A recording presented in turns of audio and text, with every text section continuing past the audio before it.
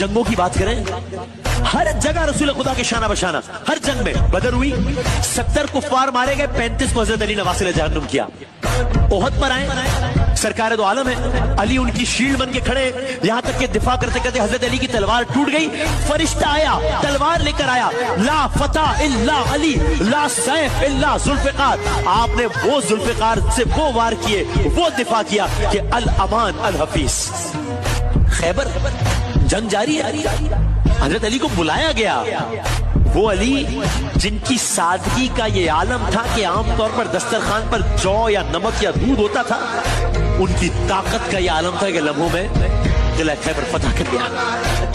फतेह मक्का के वक्त जंगों की बात खत्म हुई, फतेह मक्का आलम ये रसूलुल्लाह के कांधों पर सवार होकर बुतों को तोड़ रहे हैं।